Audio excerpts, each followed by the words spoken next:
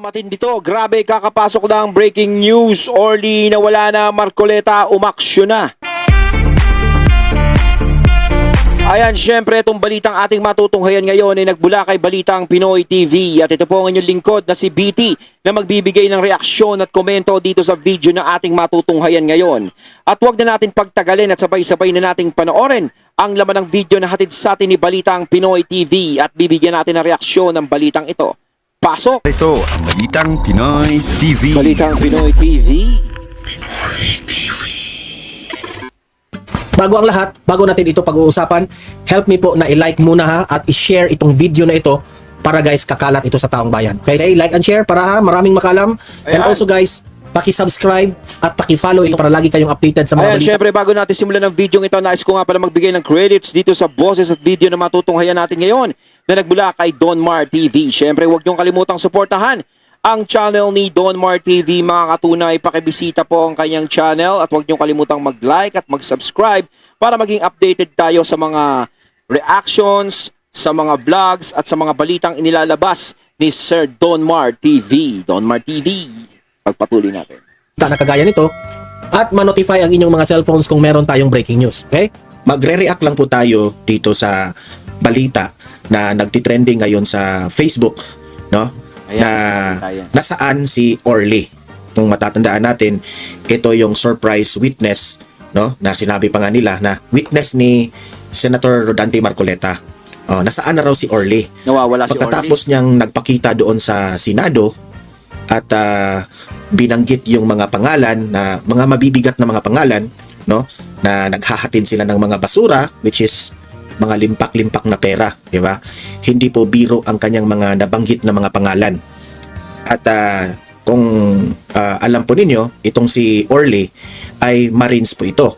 Hinahangaan pa nga siya ni Senator Bato de la Rosa, di ba? Na ayaw niyang hindi na niya kailangan ang Witness Protection Program ni DOJ Rimulya. Matapang talaga, no?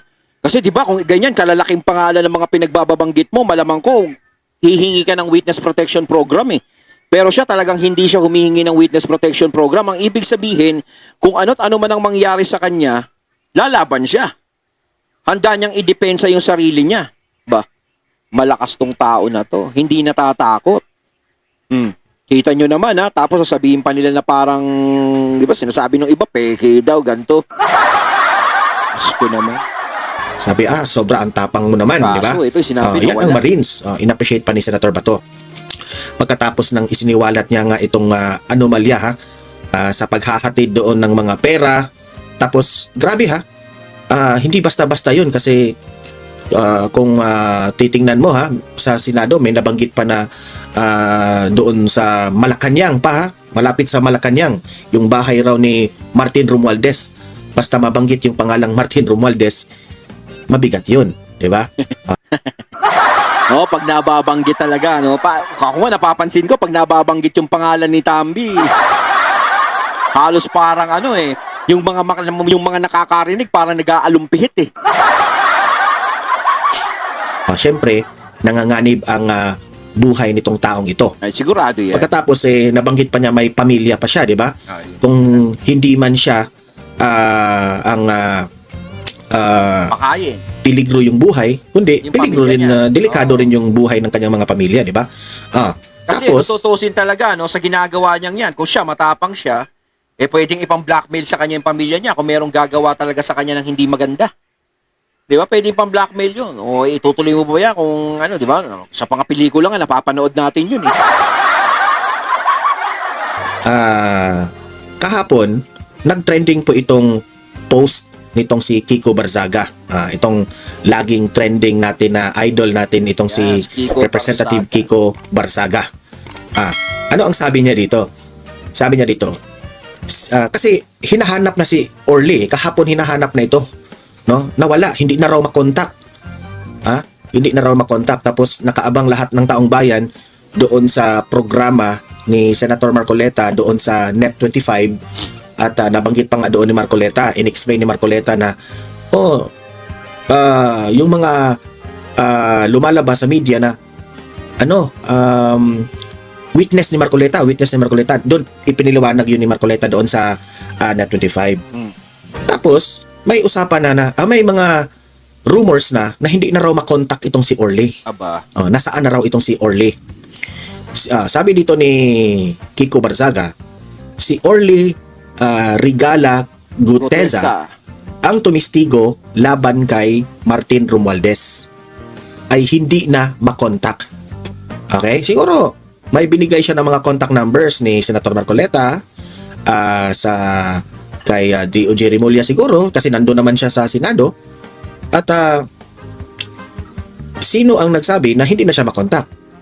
Sabi pa niya dito ni Kiko Barzaga, sana hindi siya pinatahimik ng Marcos administration. Sana hindi siya napatahimik ng Marcos administration. Kasi siya ang nagsabi niya na si Kiko Barzaga. Mabigat talaga ang sinabi ni Orly. Ngayon, ano ang mga posibleng nangyari? Ito, analysis natin ito, opinion natin ito, na ano ang mga posibleng mangyari kay Orly ngayon. Una, ito yung una kong naisip. Si Orly po, isang Marines. Kung matatandaan natin, hindi po basta-basta ang mga Marines. No? Hindi Sanay yan basta-basta na magtitiwala ng... Kaya una, kung mapapansin ninyo, tinanggihan niya ang Witness Protection Program. Alam niyo ba kung bakit? Parang baliwala rin kasi. Ganun ba? Kasi parang ano lang din eh. Alam ito eh. Alam niya ang laro ng politika. Ito lang yung analysis natin na posibleng ano. Alam niya ang laro ng politika. Parang wala din siya seguridad, ganun ba? Sino ang hawak ngayon sa Witness Protection Program? Si Remulla. Okay? Sino si Remulla? Tuta ito ni Bongbong Marcos. Yun nga. Yun dumikit yung sinasabi ni Sir Don Mardon. Kaya siguro hindi siya nagpa-Witness Protection Program. Isa rin yun sa naging dahilan niya. Parang nga sinasabi natin, no, parang baliwala rin. Diba? Kumbaga, po, proteksyonan ba ako niyan? Mga ropa nila yung kinakanta ko. Parang gano'n, yung kinakanta ni, yung nawawala nga, yung tumistigo na yan. Siyempre, po, proteksyonan ba siya noon? Maaari kung iba. Ang problema naman kasi, di ba, pinsan, di ba? Hindi naman natin sinasabing no? Pero siyempre, pinsan, mag-iisip ka, ikaw ba pinsan mo? Kung masabi ng ganyan, tatablahin mo talaga? Siyempre, hindi, di ba? Kumbaga, kung sa ibang tao siguro siya magpapa-Witness Protection Program na walang kinalaman, kumbaga transparent, walang kinalaman, nasa gitna lang, siguro magpapaganon siya. Pero parang alam niya na sa sarili niya eh. Kasi Marine siya, alam niya, nakikiramdam yan eh. Alam niya na siguro na parang hindi siya patag. Diba? Kaya pasensya na kasi alam naman natin, si Remulla, tropa sila. Tropa sila. Ikaw ba naman, minsan pababayaan mo ba tropa mo? Pagpalagay natin, gusto naman talaga nilang maging malutas yung problema na yan. Gusto nilang protektahan, di good. Pero hindi niya masisisi yung testigo na yan kung bakit ayaw niya ng pagpa-Witness Protection Program. Sino itong si Bongbong Marcos? Pinsan lang naman ito ni Martin Romualdez. Kaya inisip ko doon sinabi ko kanina, kaya pala hindi ito pumayag na magpa-Witness Protection Program. So ang ginawa niya, umiwas siya, tapos bilang isang Marines, ang pinaka trusted niya ngayon ay ang kanyang sarili. Yun na lang. Marunong naman siyang humawak ng baril. Marunong naman siyang makipagdepensa sa kanyang sarili. So you might as well pinili na lang niya na protektahan niya ang kanyang sarili. Hindi na siya umaasa sa iba. At yung mga hakaka na hindi na siya makontak, siguro sinadya niya yan para sa kanyang security. Kasi kapag meron ka, alam nila yan mga Marines, kapag meron kang cellphone dala, okay? Kapag meron kang cellphone na dala, Pwede ka matrace. once matrace ka Yun. na may cellphone kang dala, matrace yan kung saan ka. Kaya nga, kung maalala natin anong nangyari kay General Bantag, di ba? Hindi mo talaga makikita na si General Bantag, ano rin yun? Marunong rin yun. never, duda ako doon ha, never yun humawak ng mga cellphone o kahit man lang Hanggang humiram ngayon ng yan, hindi cellphone nila mahuli-huli si na General marinig ang kanyang boses. Siguro ha, yun rin ang ginawa nitong si Orly. Kumbaga, Okay. alam na nila yung mga taktikang gagawin nila eh. Pag ikaw talaga sundalo ka, alam mo yung mga tactics eh. Kung may mga napapalapit sa yung mga kaaway. Na kinat na niya lahat ang yung mga telecommunications para hindi siya matrace. Kasi delikadong buhay niya eh. Hindi ko lang alam kung anong ginawa niya sa kanyang pamilya. Okay? Ang second scenario na pwedeng mangyari sa kanya, sana hindi siya pinatahimik ng Marcos administration. Yun lang. Totoo, pwedeng patatahimikin siya kaagad pagkatapos ng sinabi para magmukhang wala na talaga, okay? Hindi na siya maka-follow up. Kasi dude, pwedeng gurgurin siya, no? Yun lang. Kasi yung maggurgur sa kanya, alam na meron siyang hawak na malaking ebidensya na ikakapahamak ito ng Marcos administration at sa kung sino yung sangkot. Pwedeng ganun rin ha. Hindi Kasi tayo kapag mga ganyang ino-open nila na malalaking pangalan, kapag yan, once na magtuloy-tuloy yan, gagapang ng gagapang yan. Hanggang sa matuntun talaga yung pinakaugat. Yun yung parang pine-prevent dito, yung matuntun ang pinakaugat. ako sa we are here inanalyze natin lahat ng anggulo na ito yung mga posibleng mangyari. Pwede rin na magpinagurgur siya. Maaari. Pero sana Pero wag naman. Okay? hindi naman siguro. Siguro, yung para ko dun sa unang analyze ni Sir Donmar, siguro, iniingatan niya lang yung sarili niya. 'Di ba? Hindi siya nagpapabara-bara.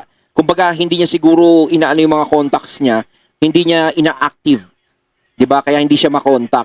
Kasi nga madaling matrace ngayon, iba na ang teknolohiya ngayon, 'di ba? Kaya malamang ko lang 'to. Nakatago lang 'to.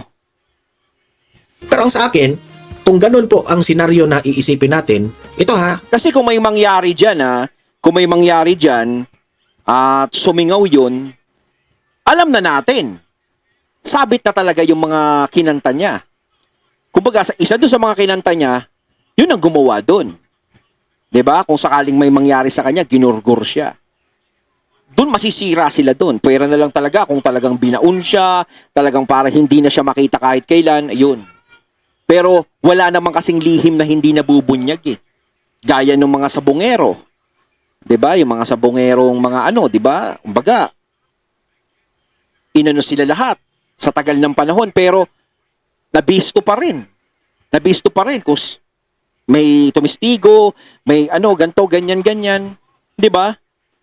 Nalaman pa rin. Nalaman kung nasaan sila, kung saan sila dinala. 'Di ba? Ganun 'yan eh. Kumbaga walang lihim na hindi nabubunyag.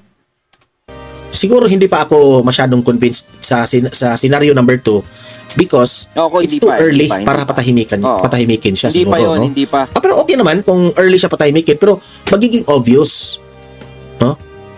Like for example, ginurgur siya tapos tinapon siya sa kung anong lugar tapos matuklasan doon talaga bakit ginurgur no? So ewan ko na lang kung magiging balita nito. Sana magpakita naman, no? Sana. This coming Monday siguro o ganun, ganyan, whatever.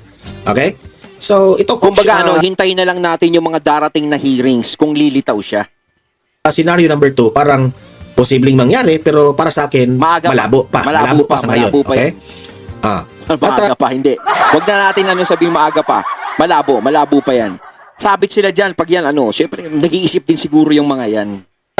Ako po ay hangang-hanga dito sa bata na ito na Gen Z na Representative Kiko Barzaga kasi prangkahan itong Iba. salita. Talagang walang obstacle. No pause. Tuloy-tuloy No breaks. Sana hindi siya pinatahimik ng Marcos admin. Di ba?